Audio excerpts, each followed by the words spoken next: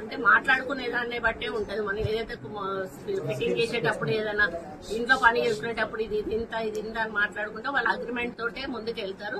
ఆ అగ్రిమెంట్ ఎట్లా ఉంటది అనేది వాళ్ళ ఇద్దరి మధ్యలో అండర్స్టాండింగ్ ని బట్టి ఉంటది. కానీ ఖచ్చితంగా ఇంత సబ్సిడీ అనేది వీళ్ళు ఇంత ప్రిఫరెన్స్ అనేది లేదు. ముఖ్యంగా మేడం భద్రకాళి ధర్మకర్తల నియామకంపై పిసిసి ఫిర్యాదు చేసిన అది చాలా రోజులుగా పెండింగ్ ఉంది. వాళ్ళ పేర్లు ఇవ్వరు, అది కంప్లీట్ చేయలేదు. అది ఇప్పుడు చైర్మన్ ది కూడా కాదు, మెంబర్లు ఇద్దరిని ఎవరినో ఒకరిని వేసాం. వాళ్ళు కూడా పెద్ద మాకు మా వాళ్ళు నా వాళ్ళు అనేది కూడా ఏం లేదు. మాకు పైనుంచి ఒకరిద్దరు అడిగిన వాళ్ళ పేర్లే వేసాం.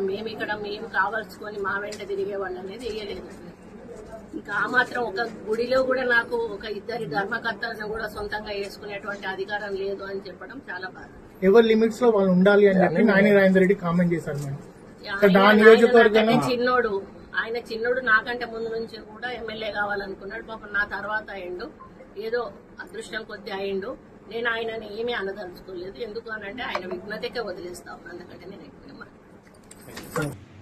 అంటూనే ఉంటారు, వాస్తవం కదా వారు అన్నది. మరి అదృష్టంతో గెలిచాను నేను. నా అదృష్టం నిజంగా బాగుండేదంటే నేను పార్టీలు మారుకుంటూ పోయే ఆలోచన ఉంటే నేను 5 సార్లు ఎమ్మెల్యే అయ్యేటువంటి కూటమి పార్టీ మారుతుంది. నాతో కాలేదు, నేను పోలేదు. మరి అందుకే ఏ గేట్ ఇచ్చింది కాబట్టి అదృష్టం అంటారు కదా. నేను ఇంతకుముందే చెప్పినా, నాకు కొద్దిగా ఓపిక ఎక్కువ. ఎవరి పద్ధతిలో ఎవరి లిమిట్లో వాళ్ళు ఉంటే బాగుంటుంది. మాకు కూడా నేను మీది హైకమాండ్ దృష్టికి తీసుకుపోతున్నా.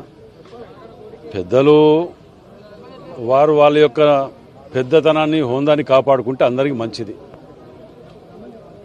ఎందుకంటే మీరు నలుగురికి చెప్పవలసిన 4 నియోజకవర్గాలను పట్టించుకొని చెప్పవలసింది పోయి 4 నియోజకవర్గాలల్లో ఏళ్లు పెట్టి డిస్టర్బ్ చేసుకుంటూ పోతుంటే అది మంచి పరిణామం కాదు. నా నియోజకవర్గంలో నాకు తెలియకుండా నా గుడి అమ్మవారి గుడి నా దగ్గరకు వస్తుంది. పొద్దుగా లేస్తే మేము అక్కడ కూర్చొని అభివృద్ధిలో మేము భాగస్వామ్యం చేసుకుంటూ పోతుంటే ఎవరి వాళ్ళని మీరు కమిటీ సభ్యులను వేసుకుంటూ పోతే ఇక్కడ ఎట్లా మరి అనేది అధిష్టానం దృష్టికి తీసుకెళ్తాను.